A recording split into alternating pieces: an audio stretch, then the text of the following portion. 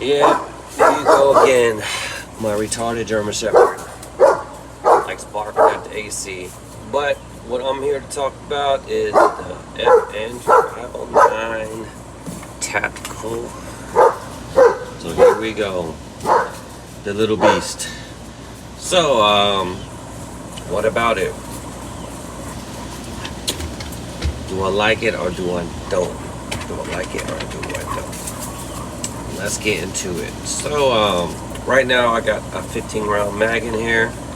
This one is loaded, but the gun is not. Alright. I don't really do gun checks, but since I have a loaded mag in there, I know it. The reason why that one's loaded because you never know. Have that gun loaded. Wouldn't be all times. But, I like a lot of things about this gun.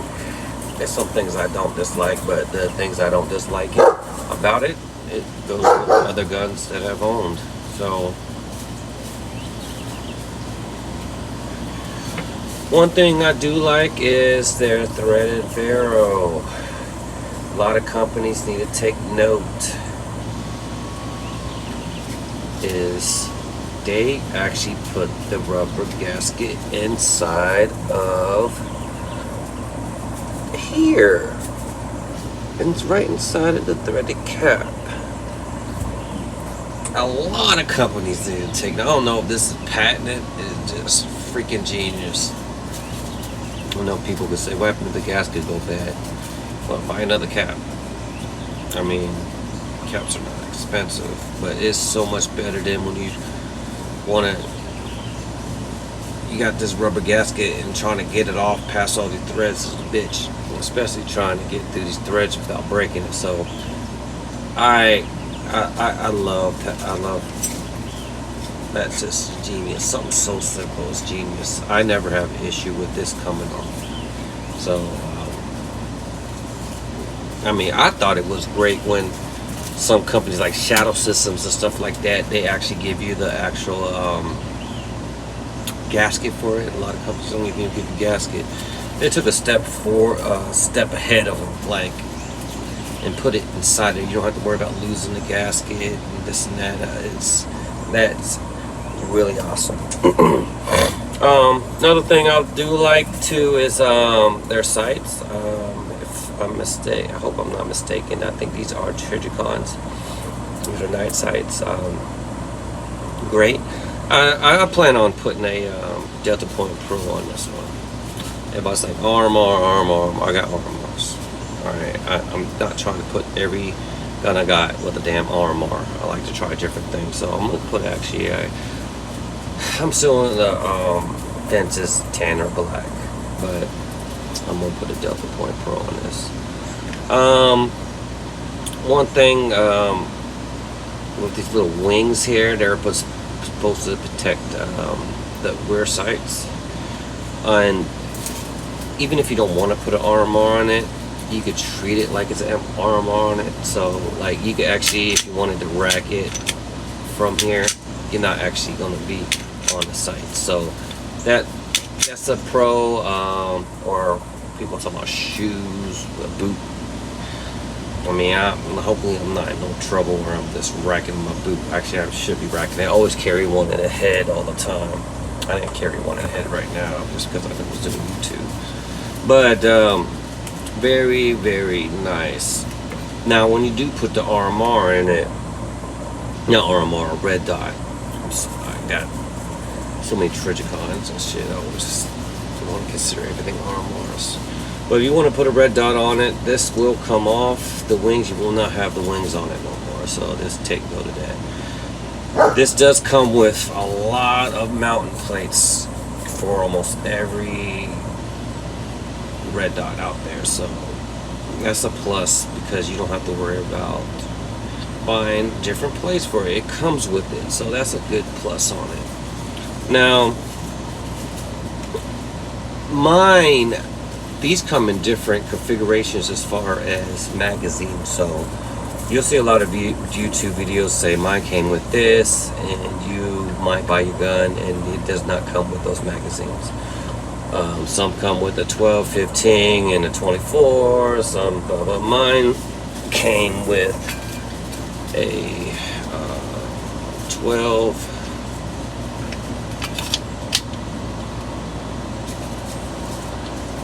which is okay. I'm particularly did not, when I bought this, it did not come with a 15, and I knew when I bought this I was going to get a 15. And people say, why you just not get the regular compact size? It's because I like that, you know, it's a nice option to have it where it's like a subcompact size. I got like a hybrid.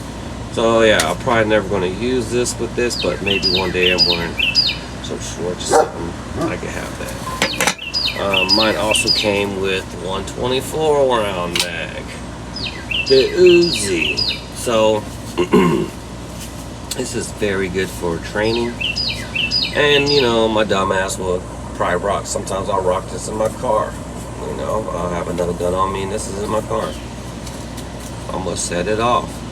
But great that you don't. I have not seen another company just gave you some. The Uzi. So very good thing. One thing FN did was great was they had. I bought this at a special where when you buy it, show proof of purchase and blah blah blah, and I end up getting the 3 more 24 mags for free. Well, do I care I got these? Even though they're over $50 a pop, no. But it's cool that when I send them, they were, I don't know, it probably took me a month to get them, but it was free. Cool stuff.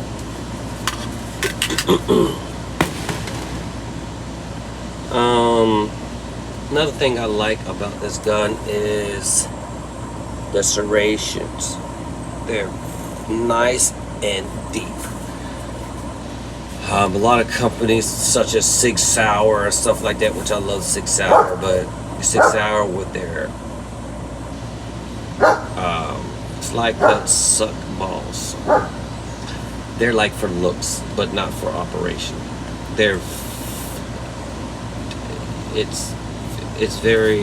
It's not deep at all. I don't know what the fuck the problem is.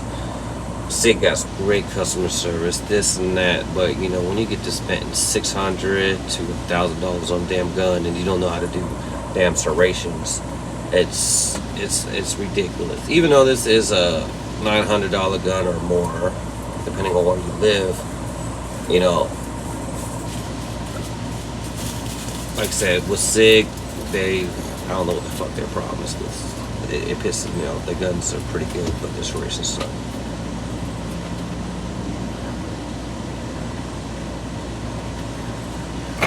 Their stippling job.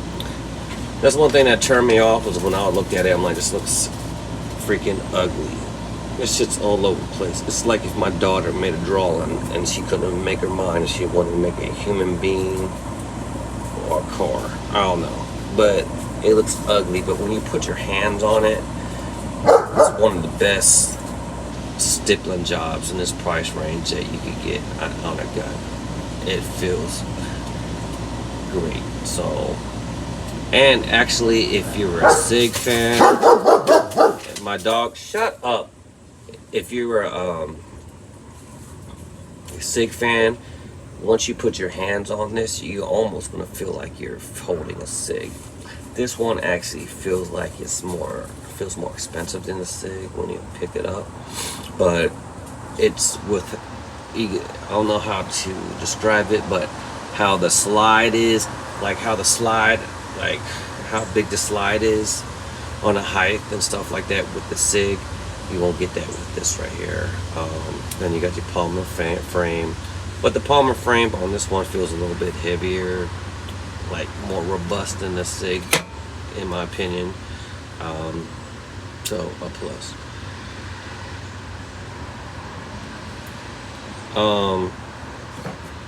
The mag releases, they're cool. One thing I don't like about it is, yeah, they're ambi, but when you don't have to train your hand to even open your fingers or whatever, or open it up, because when you push one side in, the other one's gonna hit your hand. But training, that's easily resolved. Trigger sucks really bad. It's gritty, very gritty. Like, let me see. Look at that. Look how far it skipped. I can't even do it smooth. It skips before I get to the ball. Like, yeah, I didn't get to put enough rounds in it to smooth it out. But one thing that pisses me off because companies is, oh, you got to put 3,000 rounds in it to smooth it out. Glock does the same thing. You got to put a lot of rounds in it to smooth the trigger out. Zeb did the same thing. Actually, Zeb, go to hell, had an OZ9. It was so shitty. It went battery all the time. Failure to go to battery, and they won't even want to fix it. I took it to the gun shop and bought it. They won't even. So I don't know. I'm having a moment, but trigger shitty. But they do have an Apex trigger that, you know, I'm thinking about getting, but I'm gonna have to bust some rounds in it, and that's the hardest thing about guns these days is when you have a shitty trigger. Do I want to spend $200, $300, $400, $500 on ammo to smooth out the trigger, or spend $150 for an upgrade trigger? You know, that's a hard pill to swallow. But then you got companies like SIG and HK and stuff like that. You know, your trigger's pretty good off the box. You know, a Walther, but this trigger freaking sucks. If you were lucky to get a good trigger, you're happy. I'm happy for you. But you know, this skipping is. I mean, when companies come out with damn stupid ass triggers that you have to break in, they should give you the break-in ammo with it, or produce a trigger that's good to go. Because there's a couple type of people that shoot. There's some people I know that they buy a gun and they're not really shooters. They bought a gun for self-defense, not knowing they had a shitty trigger the whole time. Yes, it's train, but it come to, if you gotta think about reality, there's some people that it's like that. You got some people like me that likes to go shooting.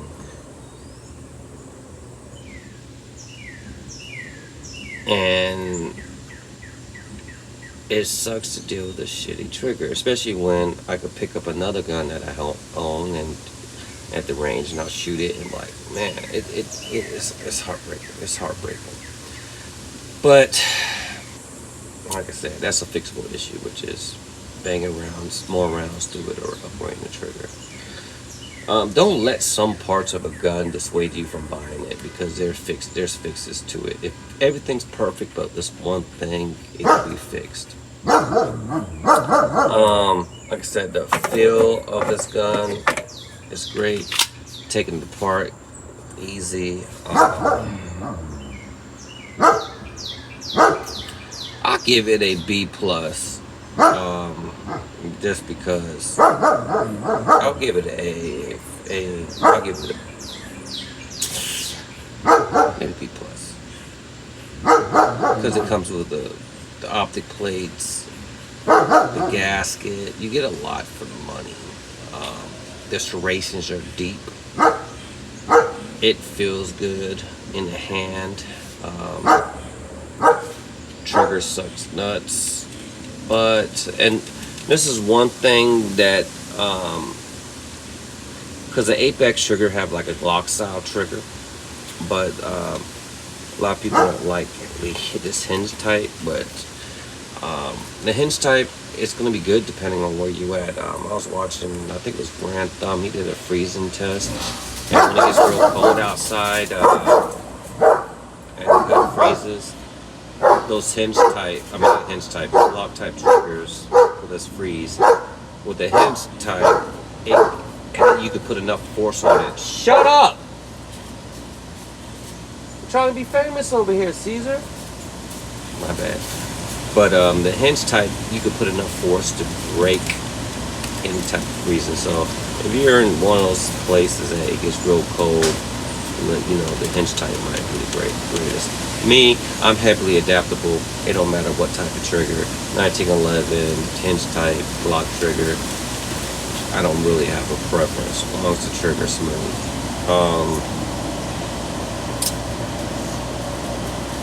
Like I said, you know, good gun. I barely ever get the coyote color, this tan color. I did 10 years in the damn desert. I'm tired of the tan. But this one, I don't know. It just felt right getting it in this color, so I got it in this color. But if you have any questions about it, hit me up. Like I said, it's definitely a good buy. Like I said, just be noticeable about the trigger. It sucks out the box. This is American made. Comes out of Columbia, South Carolina. So that's a big thing for you. American made. There you go. Not sure where FN is made dominantly, but this one, it came out of South Kakalaki.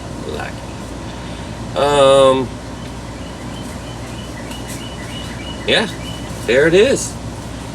And I think this also comes in a 17 round. You can get a 17 round mag too in it. Like I said, got a lot of choices how you want to configure this. That's why I got it in the size I got, because I could have it in what, the 12, 15, 17, and 24. So kudos. And you know, you might be with somebody like a woman, small hands, and I'm like, here you go, honey. You have a smaller. So good gun. Trigger sucks, but like I said, it's like Glocks. Trigger suck, but Glocks are a great gun. You're gonna have to put some time and some hard-earned money to break it in, but there you go.